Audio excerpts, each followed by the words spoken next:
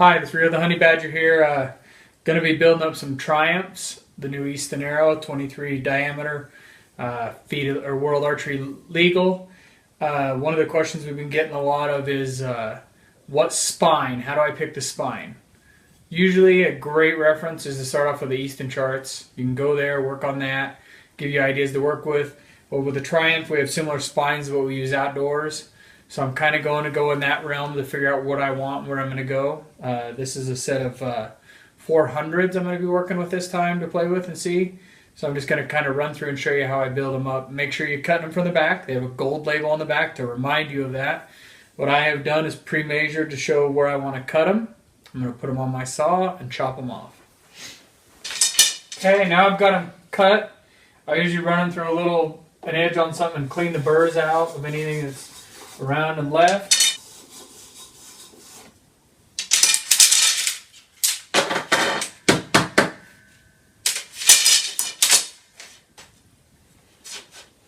Okay, this is a little tool I use to square off the ends so that I make sure when I put the bushings in, they're good and square.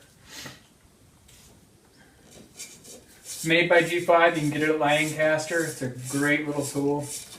Has one side that works for carbons, one side that works for aluminums. It's just handy to have.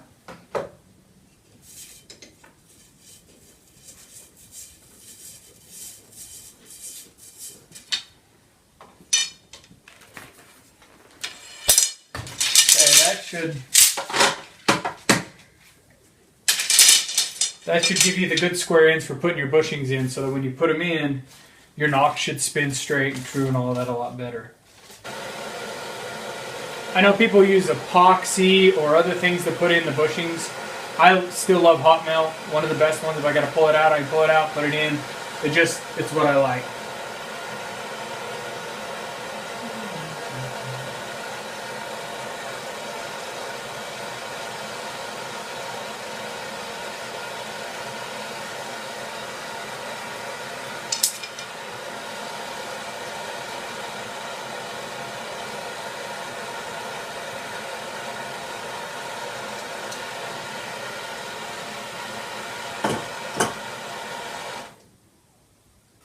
And just give it a little bit to dry.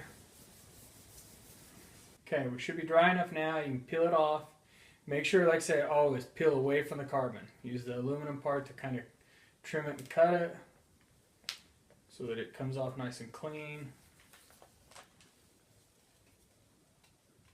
And if there's a little bit on the outside, it'll eventually wear off. Then I take and put a nock in. Use my Easton nock tool. Spin it in. And then, I haven't done them all. I'm trying to get this done so I can kind of show you what I'm doing. I have a spinner. And I will put them on here. And I will spin them to see how true they spin.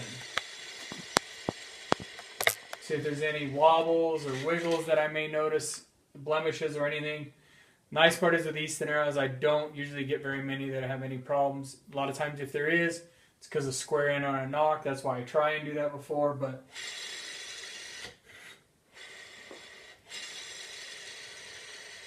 that one spins really true. I mean, you got no real wiggles.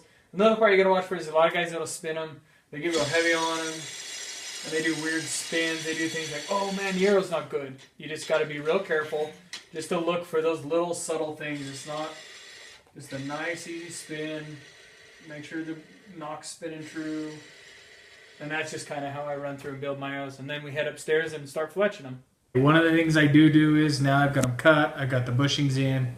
I put a nock in. I only use about 3 nocks, 4 nocks, because, I mean, with the glues and the acetones and the other things, these are plastic, and it can affect them. So what I do is I use about 3. When I'm done, off and in the garbage they go, and I'll put brand new ones in before I get ready to shoot.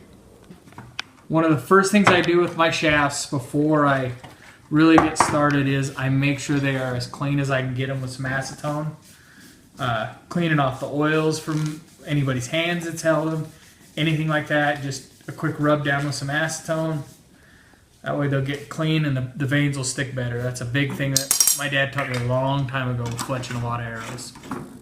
what I usually do is have a setting on my where I pick one of the notches on the bits and burger clamp is the where I want it, so that I can keep it away from my face, so I don't feel like it touches my face. And I've already figured that out from shooting for so long. I then use, I got this pin last year at the ATA from Flex Fletch. It's full of zing, and so I make sure and just clean the base of the vein a lot with the zing. It's a accelerator, prepare. A lot of veins have a release agent when they come out of a mold or a deal like that. So we use that, and then I use a Loctite control gel glue. That way the control gel kind of helps keep it on the vein. It doesn't run as much. It stays in place. And because we can all use a little bit of control with what we're trying to get done here.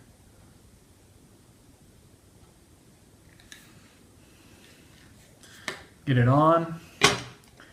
Kind of try and match it up from the last vein a little bit, as much as you can.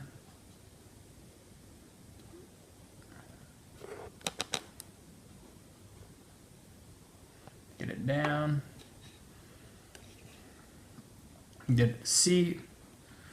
This one, because they're a little longer and it has a little more glue, you know, you usually can go pretty quick. I like to give them 6 minutes. When I'm shooting a helical, you let it set and gets the form in it that I want it to stay at. And when you get them done, they look really good. You know, they got a nice wrap on them. The reason I like a little more helical, it may look like a lot from the video or wherever. With veins, everybody's, oh, they make contact, Flex Fletch has done me a real big favor this year. They've sent me some veins that are really soft, so they'll work like a feather. Feathers are nice. I like them. They give more, but traveling beats up a feather really bad, and I do not like to do this, so I want to find a vein that'll put up with it, and Flex Fletch is one of the best that I've played with. Okay, here's the last one of the last stages I do. I know a lot of guys will go through and weigh their points and weigh their arrows and try and match them up. To me, a couple of grains is not a lot. You know, indoors, especially at 20 yards, I use high quality components, which should keep them really close. I use Easton arrows, Easton points, Pro points, all top of the line stuff so that the grains are really close. So that's kind of one of the reasons it saves me time. Here's a propane torch, an Easton hot melt. One of my favorite things. I mean, it holds stuff together better than... It's the best hot melt I've ever used in my life. It's amazing. But I'll get it warm. Rub a lot on the shank of the point.